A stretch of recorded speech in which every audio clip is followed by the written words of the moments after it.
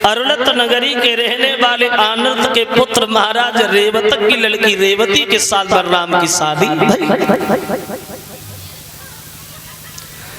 बताया तो ये जाता है कि महाराज रेवतक ने अपनी बेटी रेवती का स्वयंवर किया। उस स्वयंवर में बलराम भी गए तो रेवती ने सबको छोड़ करके बलराम के गर्दन में जयमाला डाली और बलराम से रेवती का विवाह हुआ। लेकिन एक विद्वान दूसरी बात यह कहता है कि रेवती की शादी बलराम से हुई तो, लेकिन ऐसे नहीं हुई। फिर कैसे भाई? तो उसने अपनी बुद्धि से प्रमाण ये दिया, ये रेवतक जो थे ये ब्रह्मा जी के पास रहते थे और ये रेवती जो थी ये सतयुग में पैदा हुई थी। इसमें बड़ा सोचने समझने वाली बात, रेवती सतयुग में पैदा हुई थी लेकिन बलराम तो आए थे द्वापर में। इसमें 1-2 वर्ष नहीं बल्कि लाखों वर्षों का अंतर है।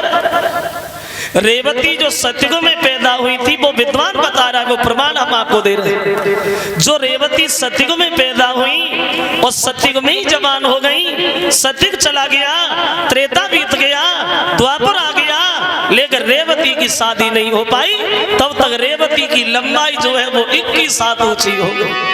देखो वहां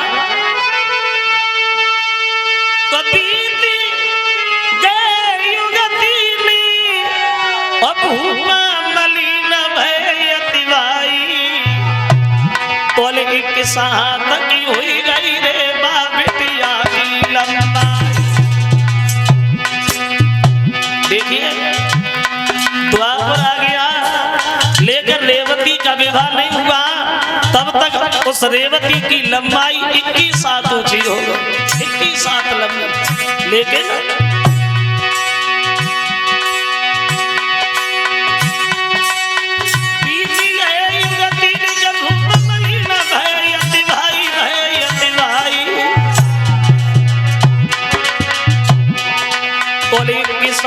की हुई गई रे बिटिया की लंबाई,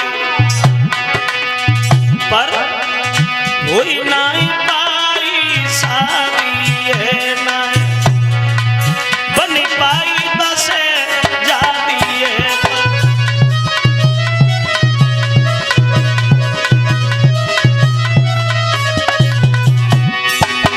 भाई जीवन की रे बर्बादी है,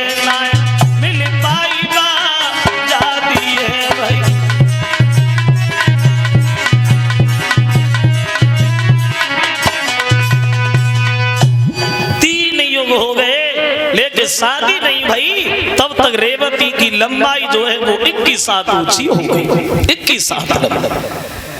तो एक दिन रेवतक को ध्यान आया तो ब्रह्मा जी से बोले, प्रभु हमसे तो बड़ा गलती हो गई, बड़ा भूल हो गई। बोले कैसे?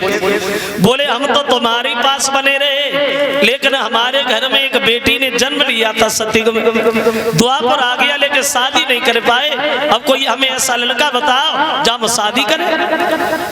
तो ब्रह्मा जी बोले पागल हो रेवतक, अरे लड़का की बात करते, इतनी उम्र का तो कोई बूढ़ा भी नहीं मिलेगा। बोले सोचो तो एक काम करो, कन्हैया का अवतार हो गया है और कन्हैया आ गए तो उनके बड़े भैया बलराम जो हैं उनसे शादी पक्की करा दो। अब नाई और ब्राह्मण को भेज दिया द्वारिका और बलराम से शादी पक्की हो गई। लेकिन देखिए अब द्वारिका वालों को ये नहीं पता है कि रेवती की 7 लंबी है, किसी ने देखी तो थी नहीं। अब अरुणत नगरी के लिए बारात सज धज के जब चली है द्वारिका से और जब अरुणत नगरी में पहुंची बारात बलराम की तो जयमाला लेकर के रेवती दरबार में आई, जो 21 हाथ लंबी थी रेवती। तो ले जयमाला संग सहेली लली सभा में आई,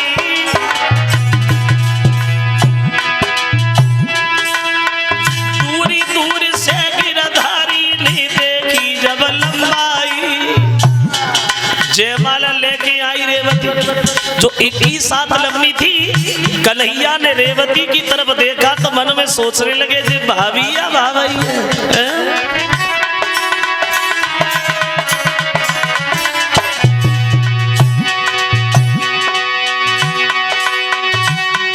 महाराज रेवती बड़ी चली अबा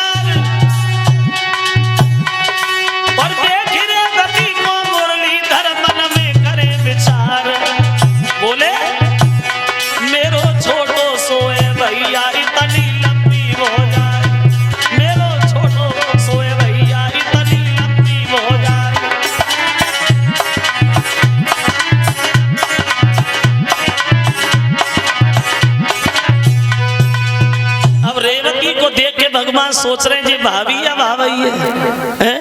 अरे अब शादी तो होगी, बारात आई है तो वापस तो जाएगी नहीं, शादी तो करनी पड़ेगी। लेकिन मुसीबत एक बात की है, जब शादी होगी तो जे तो का रथ में ना बनेगी, हमें लेखा में जाए। तो कन्हैया ने मन में सोचा भैया इनसे कहेंगे मजबूरी है, पैदल ही पैदल चलो। अब भगवान ने मन में सोचा चलो ये भी हो जाएगा। जब इन्हें घरे लेके जाएंगे तो जे तो का दरवाजे में ना घुसेंगी, सब मकान दोबारा खसवा के बनवाने पड़ेंगे। अब कन्हैया सोचने लगे चलो वो भी हो जाएगा। लेकिन सबसे बड़ी मुसीबत एक बात की है, काहे की कन्हैया बैठे बैठे सोच रहे कैसे गुजर होई भैया की तनी लंबी घरवारी से, जा प्यारी सवजवारी से।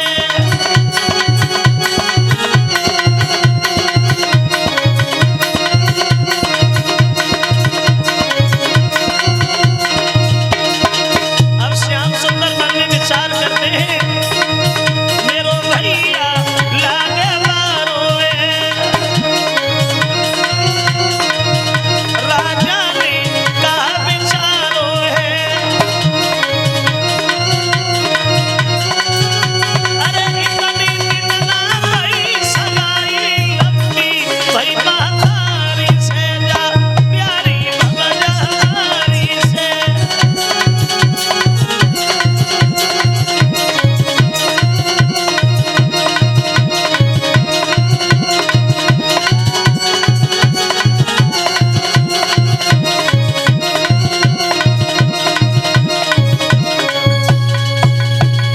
भगवान बैठे बैठे विचार कर रहे हैं अब क्या करना चाहिए। तो रेवती जब बलराम के जयमाला डाले हुए को आगे बढ़ी हैं, तो रेवती के पास जब बलराम खड़े हुए तो बलराम उनके घुटनों तक नहीं बने। और जब बलराम घुटनों तक नहीं बने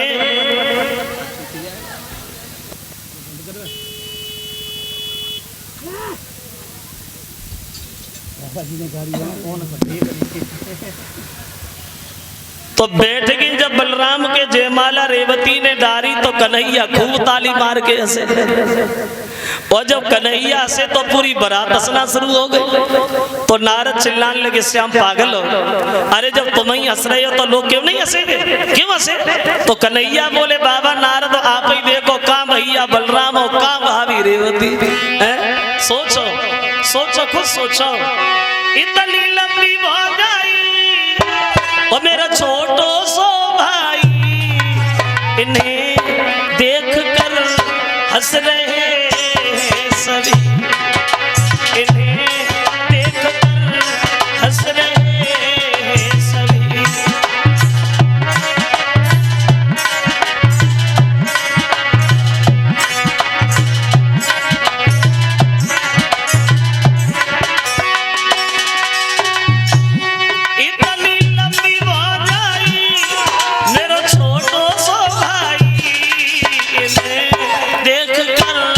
हंस रहे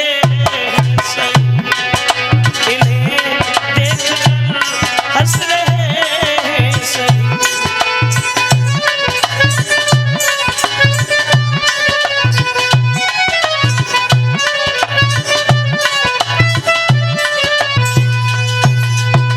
तो बलराम से नारद बोले, नारद कहते हैं बलराम तुम्हें को सोचो, रेवती को अपने बराबर करो।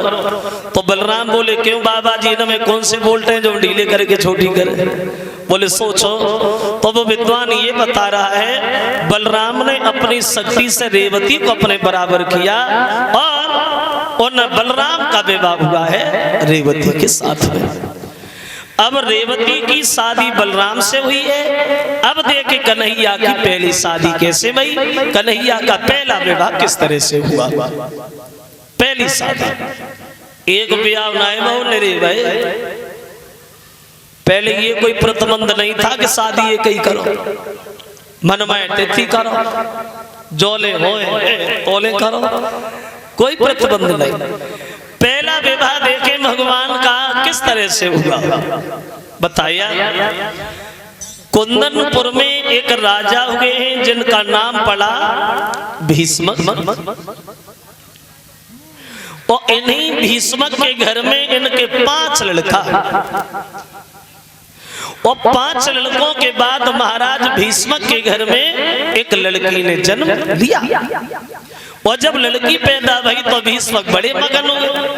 मन में विचार किया, परमात्मा आपकी बड़ा कृपा रही, चलो लड़का तो थे, एक लड़की की कमी थी वो भी पूरी हो गई। तो एक दिन नारद जी महाराज भीष्मक के घर में पहुंच गए। तो नारद का बड़ा सम्मान किया भीष्मक ने। आइए बाबा जी बैठिए, पधारिए, विराजिए। बड़े अच्छे समय पे आगमन हुआ है आपका देवर्षि नारद। हमारे घर में एक कन्या ने जन्म लिया है और आप आई गए हो, तो हमारी बेटी का भविष्य हमें बताते जाइए। हमारी बेटी का नाम क्या रखोगे, हमारी बेटी का जीवन कैसा रहेगा, और साथ साथ एक बात हमें और बताना कि हमारी बेटी का विवाह किससे होगा, हमारे दामाद कौन बनेंगे। तो नारद बोले बुला लड़की को, अभी बता रहा। अब नारद लड़की का हाथ अपने हाथ में लेते हैं और भीष्मक के चेहरा की तरफ देखते हैं और मुस्कुराते हुए बोले महाराज तुम्हारी तो किस्मती बनेगी। बोले कैसी? बोले सुनो। तो सुनी राजा की बात और मुनि ने हाथ पत्रिका लियो और मन सोनी बाजी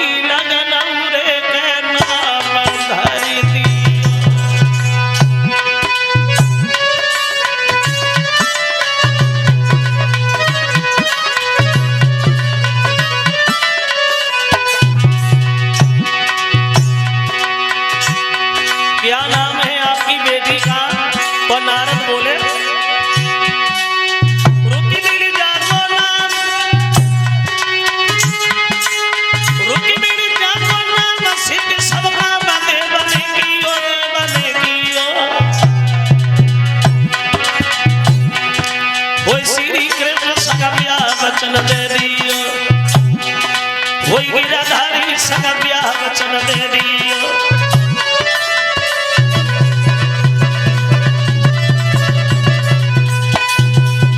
उत्तर दिया है नारद ने, महाराज सुनो, तुम्हारी बेटी का तो हमने नाम रख दिया है रुक्मिणी।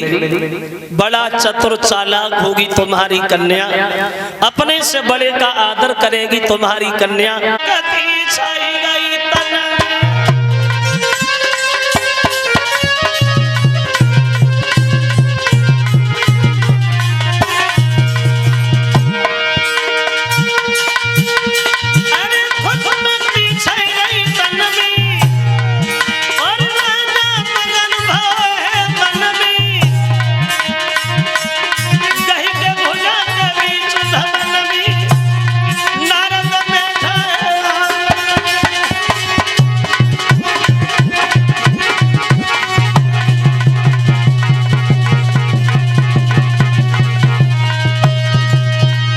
उत्तर दिया है महाराज, अगर कन्हैया मेरे घर आए तो हमारी बात ही बन गई, तो हमारी किस्मत ही बनी। अब नारद जो है वो लड़की का भविष्य बताने के बाद वहां से चले गए। अब लड़की का भविष्य बताने के बाद नारद तो चले गए। अब रुक्मिणी जो है वो धीरे धीरे आंगन में समझदार होने लगी, बड़ी होने लगी। तो एक दिन रुक्मिणी अपने दरवाजे पे बैठी है, खेल रही है, तो इनके द्वार से एक महात्मा जी कुछ गाते हुए निकले गए। क्या गाते हुए निकले गए? बोले कि ब्रज भूमि में हुआ है अवतार कन्हैया का, है सौभाग्य उन्हें हो दीदार कन्हैया का। ब्रज भूमि में हुआ है अवतार कन्हैया का, लगी रुकी मिली मन में और जीवन दिन व्यर्थ हो रहे हैं।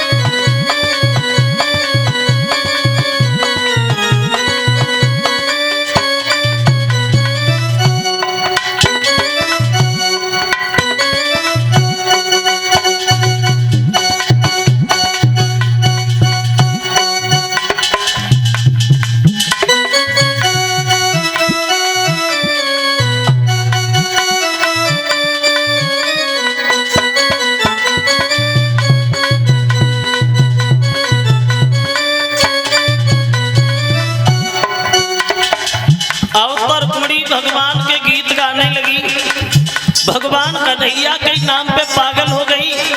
अगर कई शैलियों में चर्चा होती है तो कन्हैया के अलावा जुबान पे दूसरा नाम ही नहीं आ रहा। वो दशा है।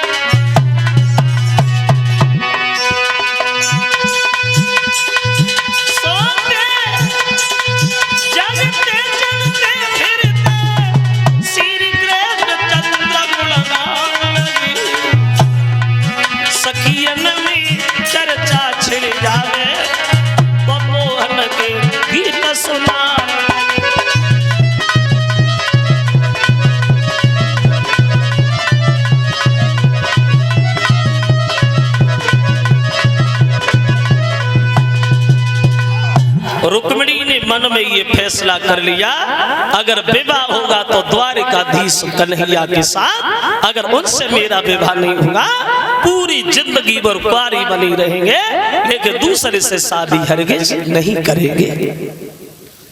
ये मन में रुक्मिणी ने दृढ़ संकल्प कर लिया। अब धीरे धीरे धीरे धीरे एक दिन वो हुआ जो रुक्मिणी घर में जवान हो गई, शादी के योग्य हो गई। तो एक बार भीष्मक और महारानी मन में सोचते, अब तो हमारी बेटी जवान है, शादी के योग्य है, और माता पिता का ये हक भी बनता है जब लड़की समझदार हो जाए तो सबसे पहले लड़की की शादी बहुत जरूरी है। क्योंकि कुंवारी कन्या अगर घर में जवान घूमे तो ये माता पिता को एक पाप अपराध लगता है। चाहे घर में कोई काम करो या ना करो, घर के सारे काम बंद कर दो। अगर लड़की समझदार है तो सबसे पहले लड़की की देखो भैया, आज दरबार के जो भी काम होने वो सारे काम बंद कर दो, कोई काम नहीं होगा। सिर्फ एक ही बात में फैसला होगा, वो भी हमारी बेटी की शादी।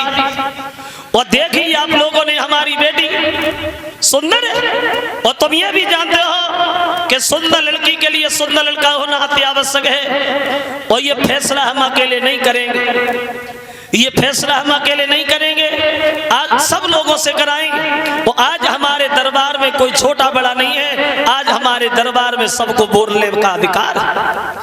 कोई ऐसा लड़का बता, देखने में सुंदर हो, चरित्र का साफ हो, समाज में सम्मान हो, हम लोगों के लायक हो, जब हम अपनी बेटी की शादी करें, बोलो। जब ये कहा कि सबको बराबर बोलने कहा गए हैं, अब जिसके जो दिमाग में आया उसी ने उसी का इनाम ले दिया। एक खड़े होके कहने लगा, महाराज अगर रुक्मिणी का विवाह कौरवों के राजा दुर्योधन से हो जाए तो कैसा रहेगा? बड़ा परिवार है, दौलत बेशुमार है, अगर दुर्योधन से शादी कर दो तो तब तक दूसरा चिल्लाने लगा, नहीं बिल्कुल नहीं, घमंडी है दुर्योधन, सगे भाइयों का सगा नहीं हुआ, वो नहीं। और कहीं देखो, तब तक तीसरा बोला, प्रभु मगध के रहने वाले जरासंध वो कैसे रहेंगे? चौथा चिल्लाने लगा, पागल हो, जरासंध बूढ़ा है, वो कायर है, क्योंकि 17 बार कन्हैया ने युद्ध में पराजित किया है, वो भी नहीं। और कोई देखो, अब तो भीष्म के दरबार में मुसीबत खड़ी हो गई। एक किसी की बड़ाई करता है तो दूसरा उसकी बुराई करता है, एक गुण बताता है तो दूसरा अवगुण गिनाता है। अब तो दोपहर हो गया, दोपहर से से शाम हो गई, लेकिन ये फैसला नहीं हुआ कि रुक्मिणी का विवाह होगा। वो दशा बनी भीष्म के दरबार की, श्रोताओं ऐसा ही नहीं तो दरबार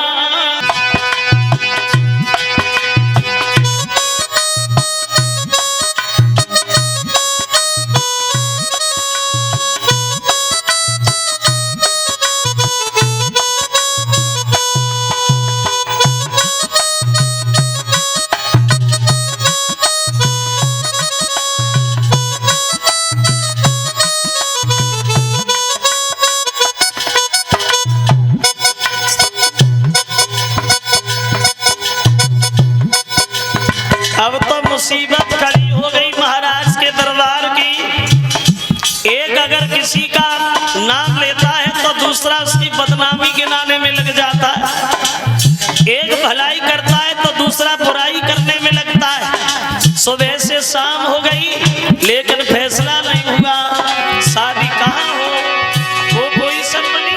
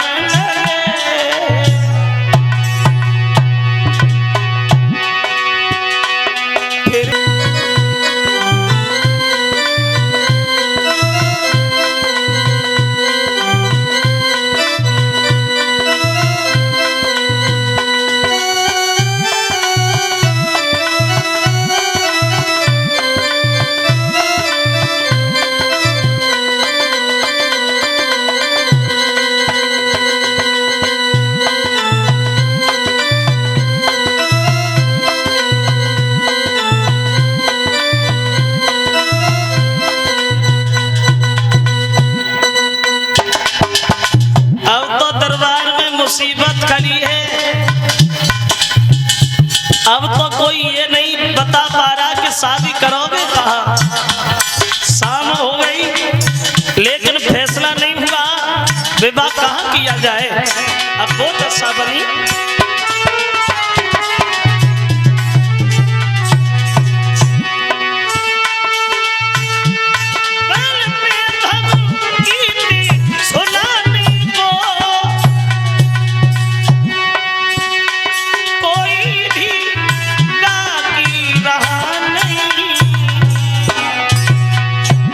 घंटन तक की चर्चा बनी रही, पर विवाह कहीं तय हुआ नहीं।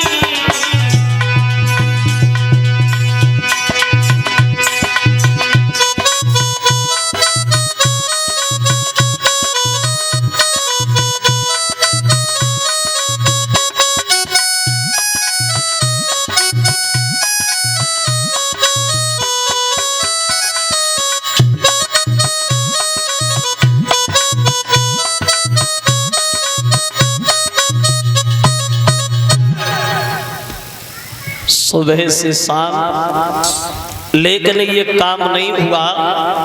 रुक्मिणी का विवाह होगा। जब शाम हो गई, दरबार बंद, तो बाद में एक खड़े होके बोला, प्रभु अगर आपकी अनुमति हो तो हम भी बताएं। बोले हाँ, तुम भी कहो। तो बोला महाराज अगर हमसे पूछो तो बहन रुक्मिणी के विवाह के लिए द्वारकाधीश भगवान कन्हैया के अलावा हमें कोई नाम नहीं दिखाई दे रहा। समाज में सम्मान है, इज्जत है, तो क्यों ना अपनी बेटी का विवाह कन्हैया से कर दो। जो भीष्म ने ये शब्द सुने, गद्दी से उछल पड़े, बेटा जी तो मेरा बेचारा। कोई बात नहीं है, बात पक्की हो गई। कन्हैया से शादी पक्की कर दो, बात बंद कर दो, शादी कन्हैया से पक्की। अब पूरी बात नहीं बोल पाए तब तक उनका लड़का रुको में ही खड़ा हो गया और चिल्लाने लगा, आज हमारे समझ में आया कि बुढ़ापे में बुद्धि आदमी की खराब होती है। अभी तक तो सुना था लेकिन अब दिखाई भी दे दिया। पागल हो गए हो? किसकी बात कर रहे हो? वन वन में गाय चराने वाला, दही माखन को लूट लूट के खाने वाला, बंसी बजा के औरतों के बीच में नाचने वाला एक ग्वाला, क्या हम अपनी बहन की शादी उससे करेंगे? नहीं नहीं नहीं। और कोई देखो तो भीष्मक बोले, तो अभी शादी हुई थोड़ी है, अरे बात ही तो हो रही है और तू भी उसका बड़ा भाई है, अगर तेरी निगाह में कोई लड़का है तो तू बता। बोला, पिताजी अगर हमसे पूछो तो हमारी निगाह में एक लड़का तो है। लड़का है? कहाँ रहता है? क्या नाम है? क्या करता है? बोले, बहुत बड़ा व्यवहार, बढ़िया परिवार, दौलत से भरा हुआ भंडार और लंबा रोजगार और कोई गैर नहीं है, अपना रिश्तेदार। मतलब जानते तो हो लेकिन तुम्हारे दिमाग में नहीं आ रहा। ला बता रहा हूं, सुनो। तो सुने बाबुल के बिन रे रुको आज समझावे,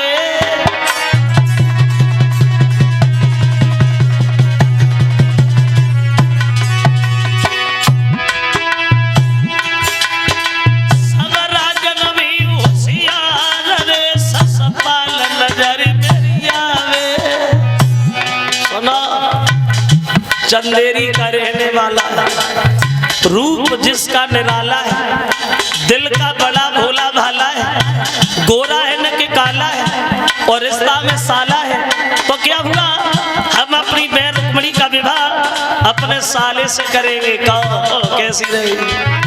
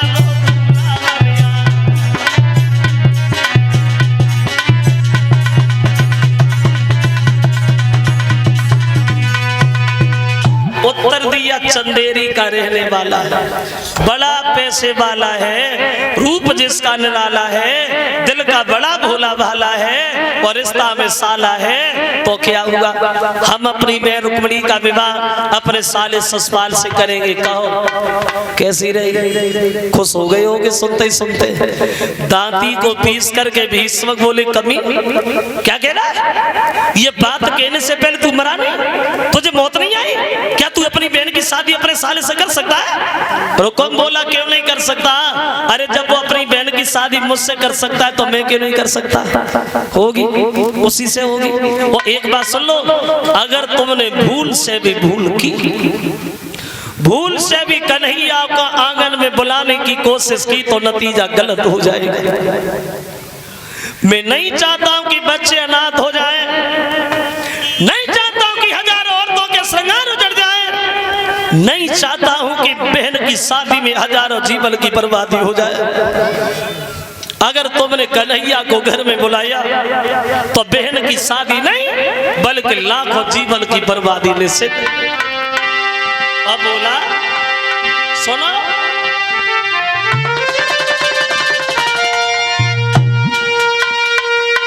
मेरे सामने और ये चली नहीं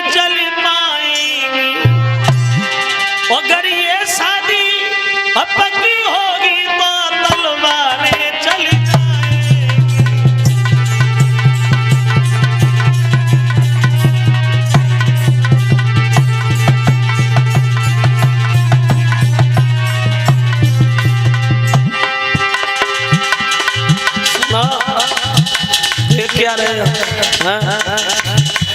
मेरी बात सुनो, अगर तुमने कन्हैया को घर में बुलाया तो नतीजा गलत हो जाएगा।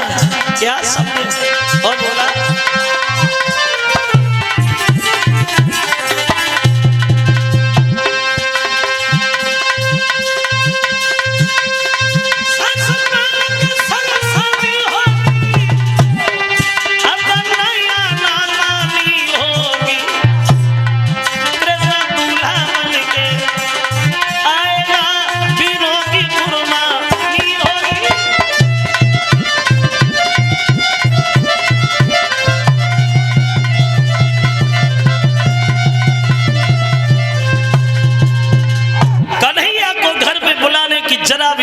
तो नतीजा गलत हो जाएगा। हजारों औरतों के श्रृंगार उजड़ जाएंगे, माताओं की गोदियां सुनी हो जाएंगी। और एक बात कान खोल के सुनो, कन्हैया घर में आया तो बहन की डोली बाद में जाएगी, पहले तुम्हारी लाश घर से निकल जाएगी। समझ गए? इतना बड़ा पैसे वाला है, तुम जैसों को दरवाजे पे नहीं बैठने देगा। लेकिन मेरा साला है, हमें पता है, कहेंगे तो मान भी जाएगा। उठा वो चला गया। नाई और पंडित जी को बुलाया, इधर आइए ब्राह्मण देव, इधर आ। तुम तो जानते हो हमारे बहनों बनने वाले साले साहब कितने बड़े पैसे वाले। हाँ हाँ, एक काम करो, चंदेरी में जाओ और हमारे साले ससपाल को हमारी बहन का टीका चढ़ा के आओ। उससे जाके ये कहना कि भैया हम उसके बराबर तो नहीं है, लेकिन जैसे भी है वो निभा जरूर ले। एक खत भी लिखा, रुको बोले क्या लिखा? चंदेरी के बसरे वाले साले ससपाल, आज हम और तुम बराबर होने जा रहे हैं। तुमने अपनी बहन की शादी मुझसे किस लिए, हमने भी सोचा कि हम भी अपनी बहन की शादी तुमसे कर रहे हैं। लेकिन एक बात ध्यान रखना, बड़ा होशियारी से आना, फाज लेके आना, क्योंकि हमारे पिताजी जो है वो कन्हैया का नाम ले रहे हैं। अगर कन्हैया घर में आ गया हो सकता है लड़ाई हो जाए, विवाद हो जाए, इसलिए पूरी तैयारी से आना। और भी कुछ लिखा, क्या लिखा? अब आंगन में खत लिख रहा है।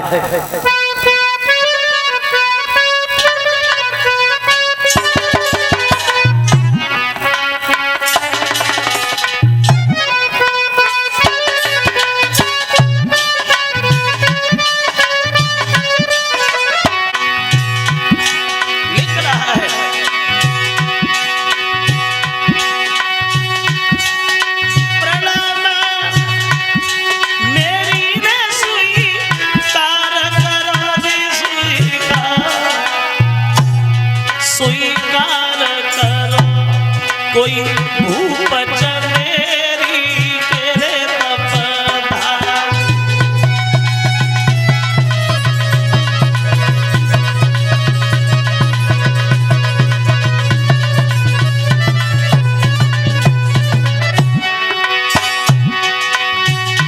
अरे और कछु मेरे पास नहीं रे साले पास, एक बिना दे सरल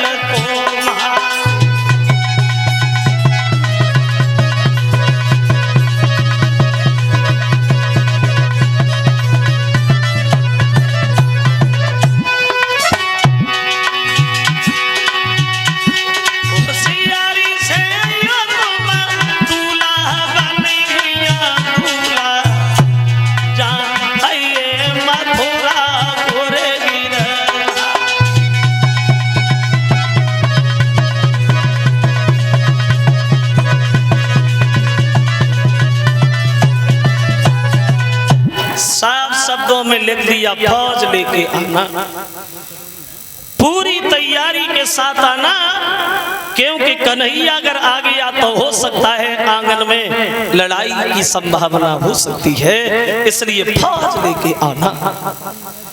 और वो खत जो है वो नाई और ब्राह्मण को दिया, कर ले जा पंडित जी। अब चले हैं नाई और पंडित कुंदनपुर से, और चंदेरी में जहाँ ससपाल का दरबार लगा है पहुंच गए। ससपाल ने देखा ब्राह्मण देव कहां से आए? बोले हम कुंदनपुर से आए। अरे पंडित जी इधर आइए, बात तो हमारी बहन है, हमारे बहन हुई, सब लोग बढ़िया हैं, हाँ, तुम्हारी बहनोई ने हमें भेजा है ससपाल। क्यों? बोले हम तुम्हें बता रहे ससपाल, तुम्हारे बहनोई अपनी बहन की शादी के लिए तुम्हें चुना है, अर्थात रुक्मिणी से शादी करने का तुम्हारा क्या विचार है ससपाल? जो ससपाल ने ये बात सुनी कि रुक्मिणी से शादी,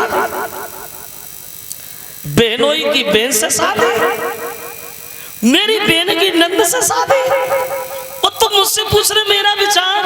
अरे पंडित जी, मेरा विचार तो ये है कि भगवान करे हमारे जैसे बहनों सबका को मिले, हम तैयार है, कदम तैयार। लेकिन जब खत खोला, कन्हैया का नाम जिस समय पढ़ा तो उसका दिल जो था वो दबने लगा कि पंडित जी हमारी बहनों ने इसमें ये क्या लिख दिया कि कन्हैया आएगा, और जब कन्हैया आएगा तो शादी कैसे होगी? फिर मन में सोचने लगा क्यों नहीं होगी, जो हमारे बहनों ने तारीख लिख के भेजी है शादी वाली, हम उस दिन जाएंगे, शादी से 10-15 दिन पहले जाएंगे, हम शादी करके चले आएंगे, बाद में कन्हैया आएगा तो लौट जाएगा, तैयार है हम। पंडित जी बोले बहुत बढ़िया। उठे और अपने मौसी के लड़का दंत बकर से जाके बोले ससुराल तुम फौज सजाओ, शादी करने चलना है। अब दंत बकर इधर फौज सजाने में लग गया है। भक्तों, कैसी फौज सजी है ससुराल की मां चंदेरी।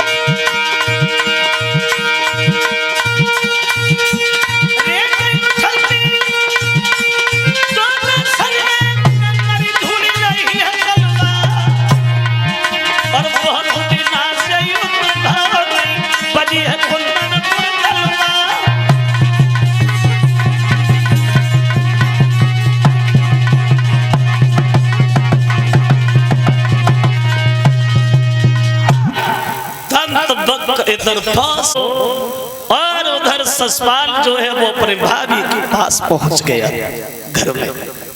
भाभी इधर आइए, 2-4 लड़कियां बुला ले, गीत गा।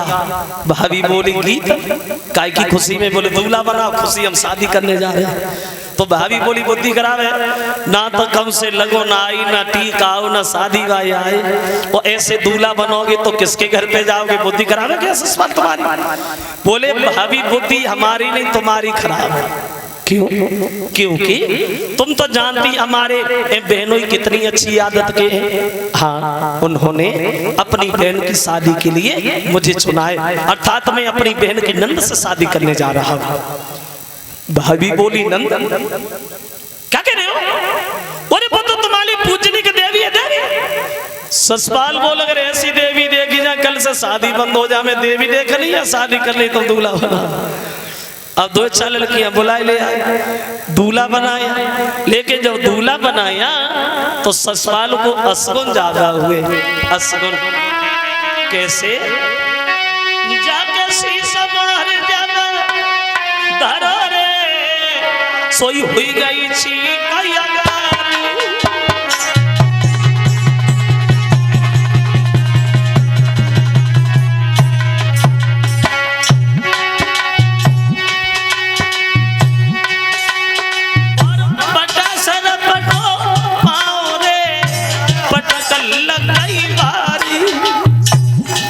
असगन होने लगे। सर पे मोर रखा तो चीख हो गई, पटा से पैर फिसल गया, गिरी गई।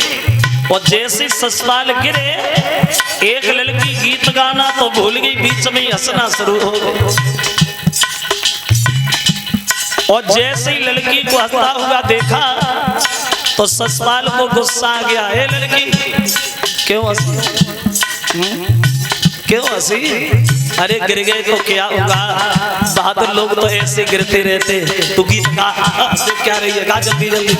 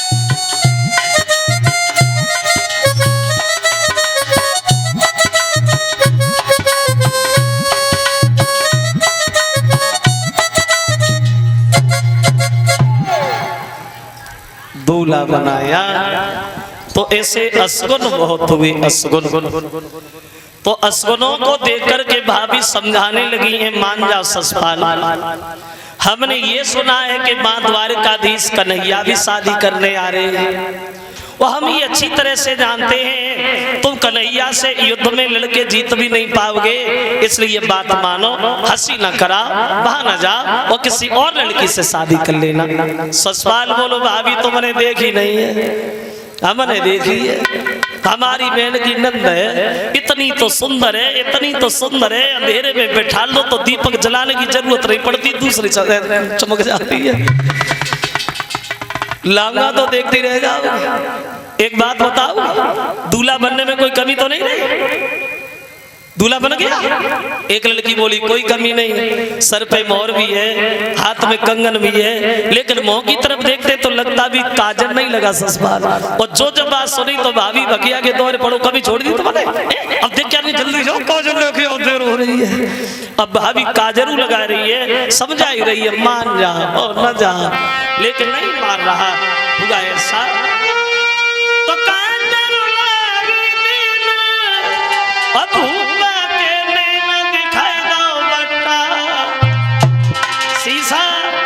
अब चौठारी गाई रहेंगी तरे चाहे बेतरिया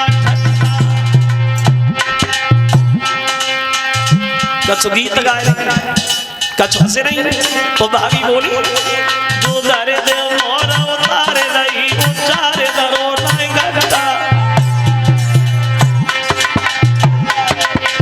कोई दूल्हा ये कन्नारे परे वो रखता, कोई दूल्हा ये कन्नारे पड़े वो रखता, इसलिए ना मिली है दारू की प्यारी है घर जाने निशान तुम्हारी है।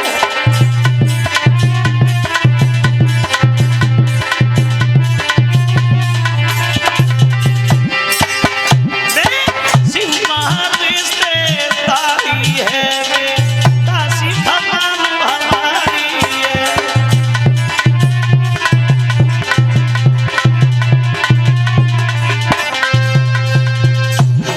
समझा रही है मत जा ससुराल। तो सुन भाभी के बेन उठी है तन में ज्वाला, और मेरो का कर सके नंद को लाला।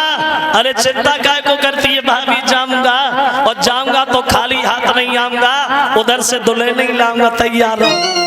अभी गए अभी आए, चल दिया है ससुराल बात लेकर के वहां। ऐसा ही नहीं करके संगर दूल्हा डालो जटगोला में वो सवार।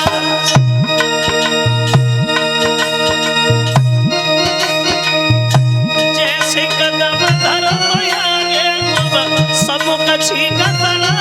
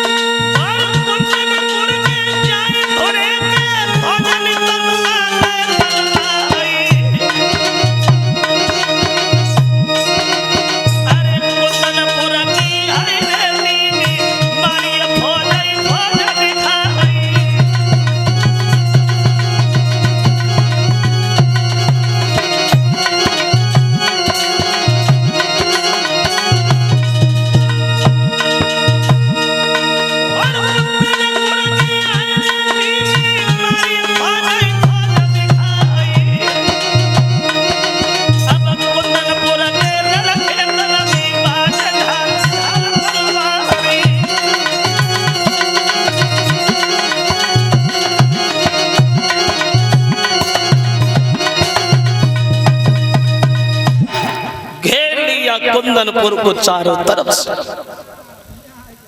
फौज ने पड़ाव डाल दिया। भक्तों ये 50 रुपया भिजवा रहे हैं, ये नीरज मास्टर साहब नगला गलुआ के रहने वाले हैं, और कलश वाली कन्याओं को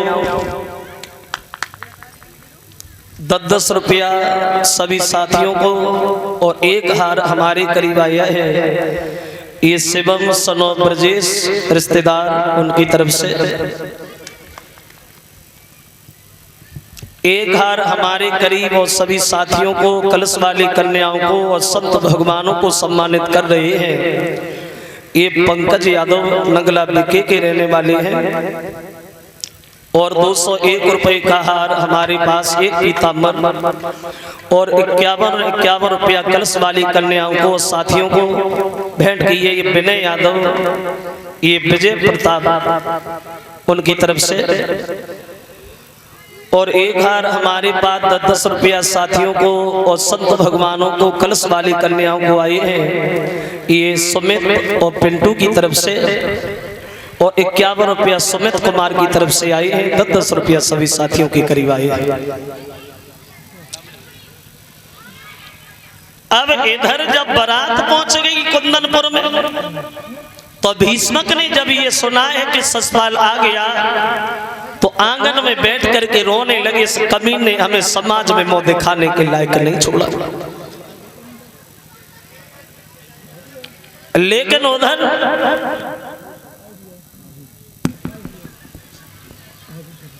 जब ये रुक्मिणी को खबर मिली है कि हमारे कन्हैया के बीच में भैया दीवार बन गया, कलेजा पे ऐसा वज्र सा लगा है जो रुक्मिणी से नहीं कर सकी। पछाड़ खा के आंगन में गिर गई, श्याम ये क्या हुआ, मर जाऊंगी लेकिन ससुराल से शादी हरगिज नहीं करूंगी। मैंने बचपन से तुम्हें अपना पति माना है मुरलीधर, मैंने बचपन से तुम्हारी पूजा की है घनश्याम, लेकिन मेरा भैया दीवार बन गया है। अब आंगन में कन्हैया की याद करके रुक्मणी रोने लगी और बोली के दीनन हितकारी श्याम और कन्हैया तुम कहाँ पे देर लगाई।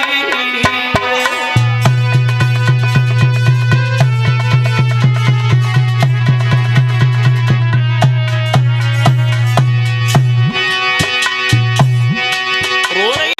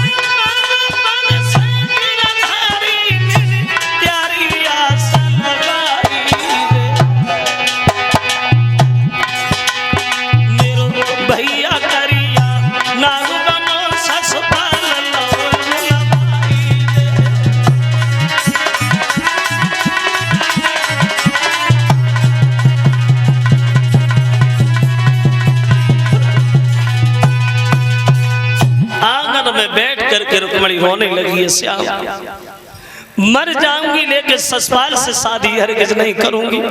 अब बैठी बैठी कन्हैया की याद में रो रही है रुक्मणी। तो अकस्मात वहां एक ब्राह्मण देवता का आना हो गया। आवाज लगाई बेटी भिक्षा डालो। तो रुक्मणी रोती दरवाजे पे गई, बोले पंडित जी आज यहाँ आपको भीख भी नहीं मिलेगी। क्यों? हमने तो ये सुना है कि तेरी शादी है कल परसों और वो भी ससुराल से, बहुत बड़ा राजा है, तेरी तो किस्मत बनेगी जो ससुराल से शादी हो रही है। रुक्मणी बोली पंडित जी जो शादी नहीं मेरे जीवन की बर्बादी है। मतलब ये शादी मेरे मर्जी के खिलाफ हो रही है। मेरा भैया जबरदस्ती करा रहा है। मैं ससुराल से शादी करना ही नहीं चाहती। पर तू करना किससे चाहती है? कन्हैया से। कन्हैया को तूने देखा है? देखा है यहाँ कभी नहीं आए, किसी ने नहीं देखा, तो तूने किधर से देख लिया? बोली पंडित जी मैंने खूब देखा है। कहाँ देखा है? तो रुक्मणी बोली पंडित जी सुनिए कि मैंने सपने में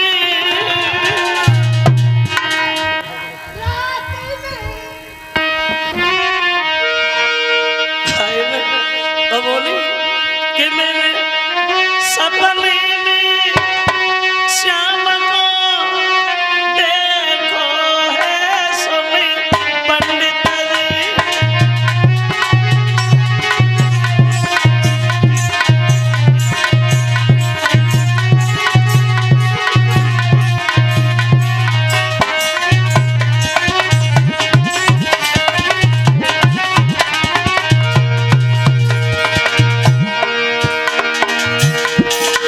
सपने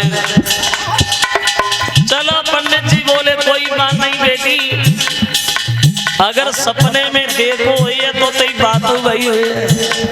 बातू भाई का भाई और बोली अरे कहीं श्याम चिट्ठिया भेजा भाइयों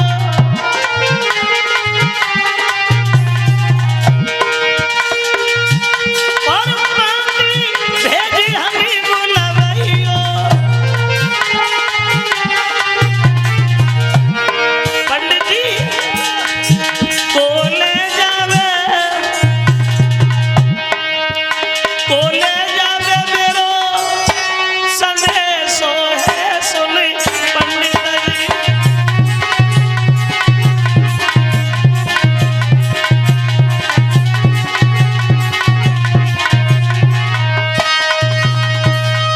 सपने कन्हैया ने कहा था हमसे ब्राह्मण देव, जब ये ससपाल बारात लेके आ जाए तो तुम चिंता न करना, मेरे पास खत भेजना, आऊंगा और ले जाऊंगा।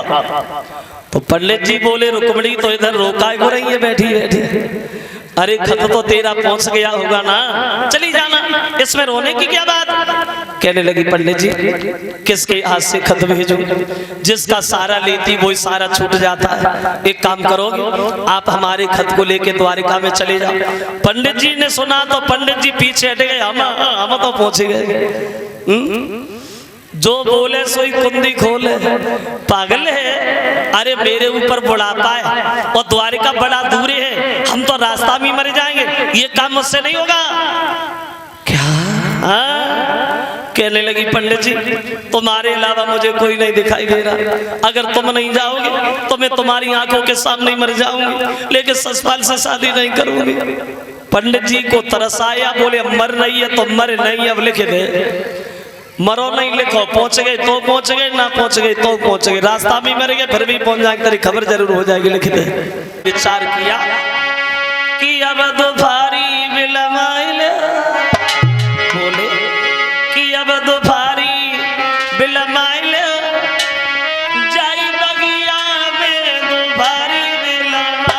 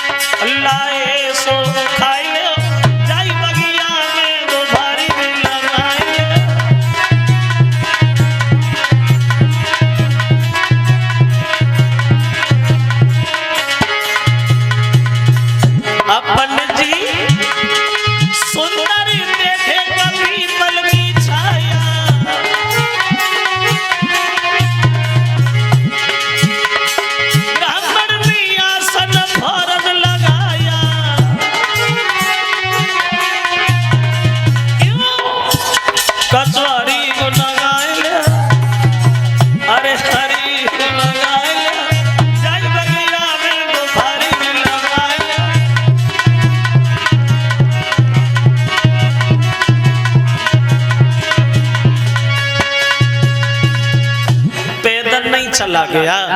आज एक कवि कहता है, अरे पहला कितनी लगवाई एक दिन होई मेल में चोरी पहला।